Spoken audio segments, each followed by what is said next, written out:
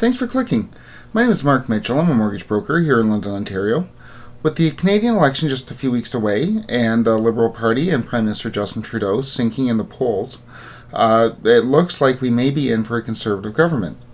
There's been a lot of negative reaction to the Prime Minister and the policies set forth by his campaign. And what I want to do today is go over the three main negative reactions to his real estate policies. As we all know, real estate is always the number one concern of all Canadians, right? Right? Well, it is for this channel.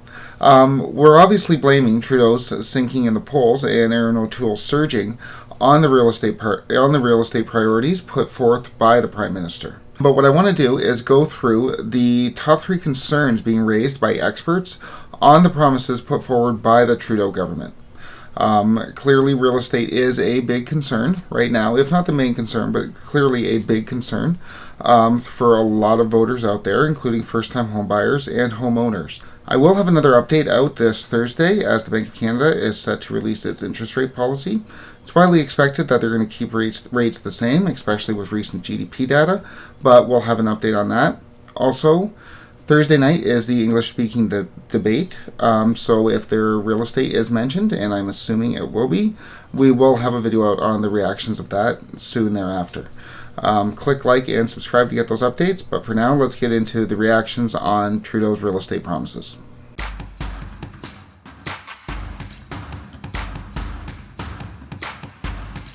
Blind bidding has been an issue for years, and many Canadians have said that they want to see an end to it, as it causes people to bid more and more than they would originally want to.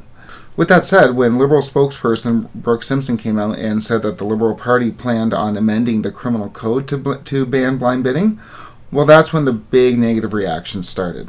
The Ontario Real Estate Association painted a picture of seniors living behind bars because they dared to sell their house via blind bidding. Canadians should be allowed to sell their houses in whatever manner they want, and that if you look at places where they do have open auctions, like in Australia. And a bid 151 and 500, and welcome back and good to see you again. And a bid 151 and 500, and a bid 151 and 500, and we're $101,500 above the.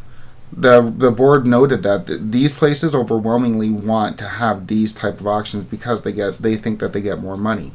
So the blind bidding process, according to a lot of the real estate boards, is actually better for home buyers and home sellers. Main thing to take note of is that there's been a lot of negative reaction to this blind bidding this ban on blind bidding, and most of the boards are absolutely losing it. But I mean, they are losing it for a good reason, and this leads to the second point. Not only is putting seniors and families in jail if they decide to engage in the blind bidding process a major overreach, a lot of the Homebuyers Bill of Rights and the promises being put forward by the Trudeau campaign is a major overreach by government. The federal government doesn't have jurisdiction within housing. That's really the provincial domain. So when you see Erin O'Toole saying that he's going to unlock federal government lands. The Government of Canada is the largest landowner in the country. Much of the land the government owns could be developed for housing. We will release at least 15% of the buildings that belong to the federal government to build more homes. That's them trying to get around the jurisdictional problem. Trudeau really can't get massively involved in housing besides monetary policy, which, as he said, tongue-in-cheek or not, he doesn't really think about. I don't know. When I think about the biggest, most important economic policy this government, if re-elected, would move forward, you'll forgive me if I don't think about monetary policy. But because the government doesn't have jurisdiction, they have to find inroads. They have to find ways around the constitutional problem that it's really a provincial problem. So when you see him say they'll amend the criminal code, well, the criminal code, that is federal jurisdiction.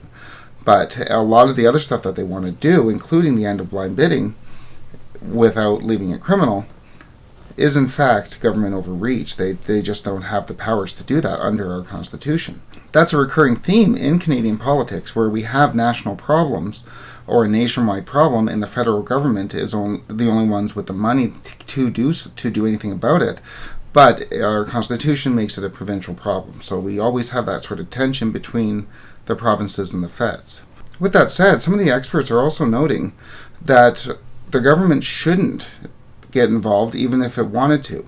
A nationwide policy might not help with regional issues. The housing market in Calgary is very different than that in Toronto, which is different than that in London, my hometown, which is different than that in Quebec or New Brunswick. We all have very different economies. The one in the Alberta economy is based largely on oil, whereas the Ontario economy is based largely off industry and services. So when we have all different economies and all different needs, one large overarching federal policy isn't going to trickle down equally, isn't going to affect everyone equally, and it's going to miss certain issues in various markets. So not only is it government overreach, which is a big constitutional problem, it's also an implementation problem, as it's not clear that even if the government did have a national housing policy, that it would be effective in all its jurisdictions. In fact, it could cause more harm than help in many of the housing markets throughout Canada. When the government says it's going to help, and it's just looking at the larger markets, say Toronto and Vancouver and Montreal, it's going to miss a lot, which is why the founders made it, which is why our Constitution makes it a provincial issue, as local needs are generally pushed down to local authorities. Third, and finally, there's been a lot of negative reaction to the major supply promises being offered by the Trudeau government, being offered by all the parties, but Trudeau really did up the ante more so than any of the other parties. Jagmeet Singh, for his part, offered to build 500,000 new houses. Aaron O'Toole wanted 1 million new homes, and Prime Minister Trudeau dwarfed them all with 1.4 million new homes. When we get down to the data, we can really see the problem with this 1.4 million new homes.